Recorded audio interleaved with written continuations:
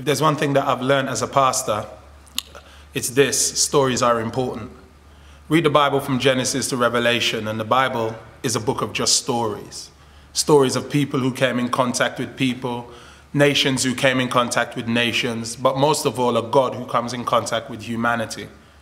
And so it dawned on me a good few years ago that the most important thing that I share with anyone, or anyone shares with me, is their story. Money, food, material things, okay, they're easily forgotten. But stories, people have shared stories with me that stick. They stay.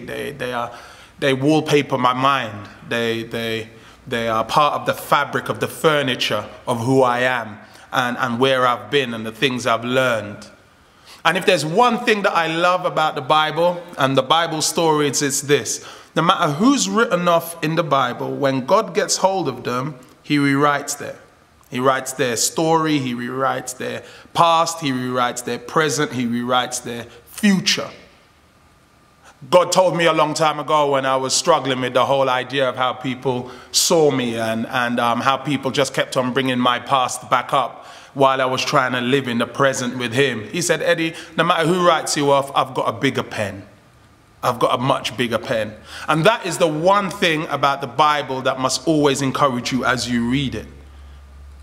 The idea that God can rewrite our stories, no matter who we are. One of the great stories of God having a bigger pen for me is the story of Paul. When he was Saul, look at him, he's a killer of the church. You find him in Acts chapter 9. He's a killer of the church, destroying the church. He's on the road to Damascus, and while he's on the road to Damascus, he meets Jesus. He thinks he's serving God, but it's that statement when he asks the question, who are you, Lord? And he says, I am Jesus. And in that one statement, I am Jesus, everything else changes. Because he realizes the story he had been writing with a very small pen. Here comes Jesus, he blinds him, he takes him to a place called Straight Street. And on Straight Street, he rewrites his whole life.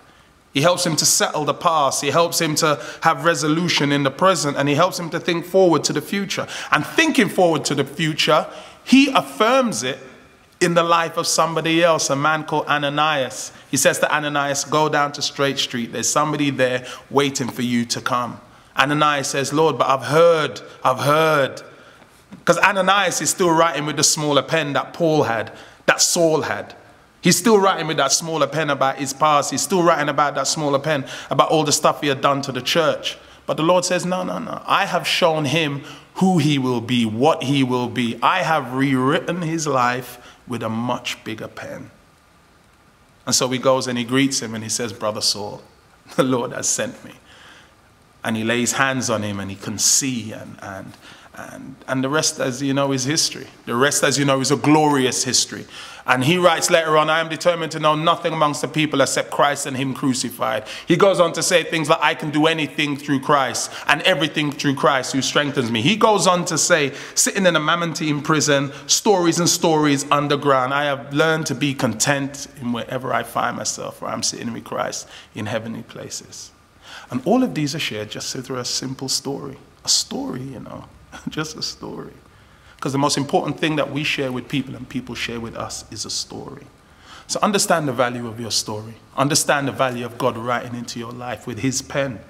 Understand this. Once you understand this, understand it in the lives of other people and value their story, value their journey, and be patient with their journey and their story, the same way God has been patient with your journey and with your story.